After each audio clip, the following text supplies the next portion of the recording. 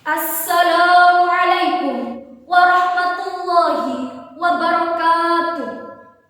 Dewan Hakim yang arif dan bijaksana, pada kesempatan kali ini saya akan membawakan pidato dengan tema pentingnya melestarikan lingkungan. Kita sebagai umat Islam hendaknya menjadi pelopor dalam menjaga kelestarian dan keserasian lingkungan. Sebab dalam berbagai ayat Al-Quran telah dijelaskan bahwa umat Islam dilarang merusak ekosistemnya atau merusak lingkungan hidupnya. Jika hal ini kita langgar, kita tidak saja mendapatkan dosa dari Allah Subhanahu wa Ta'ala, kita juga dapat merugikan orang banyak yang harus menerima sosial cost akibat dari ulah orang-orang yang tidak bertanggung jawab.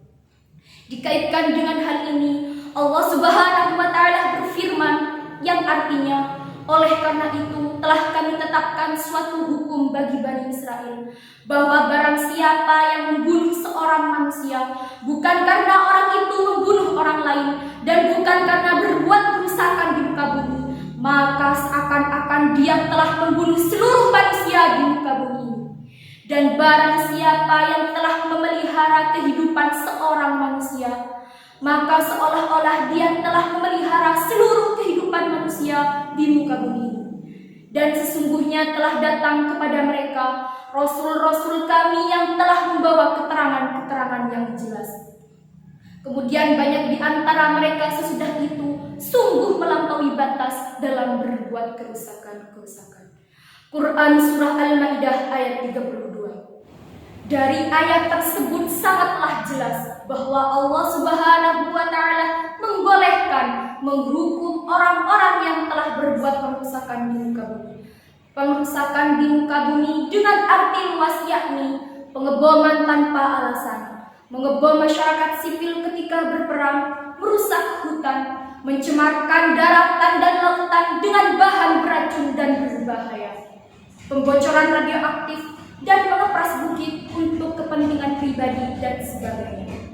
Artinya, perbuatan merusak lingkungan selain karena pengeboman yang sudah merupakan kesejahteraan dalam perang sangat bertentangan dengan Konvensi Jenewa, maka perusakan lingkungan selain karena perang juga sangat akan membahayakan masyarakat pada umumnya, karena hal ini dapat menyebabkan banjir, tanah longsor, keracunan massal, penyakit menular, dan sebagainya. Manusia diciptakan sebagai seorang khalifah di muka bumi. Sebagai seorang khalifah, manusia mempunyai tugas untuk mengelola, memanfaatkan, dan memelihara alam semesta. Allah Subhanahu wa Ta'ala telah menciptakan alam semesta untuk kepentingan dan kesejahteraan makhluk hidupnya, khususnya manusia.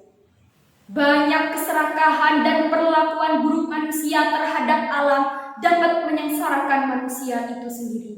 Tanah longsor, banjir, kekeringan, tata ruang daerah yang tidak karuan, udara dan air yang tercemar adalah buah kelakuan manusia yang justru merugikan manusia itu sendiri dan makhluk hidup lainnya.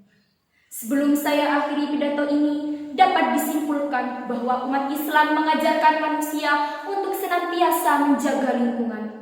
Hal ini seringkali tercermin dalam beberapa pelaksanaan ibadah, seperti menunaikan ibadah haji. Dalam haji, umat Islam dilarang menebang pohon dan membunuh binatang. Jika larangan itu dilanggar, maka akan berdosa kepada Allah dan diharuskan membayar dam. Selain itu, Allah Subhanahu wa Ta'ala juga melarang manusia berbuat kerusakan di muka bumi.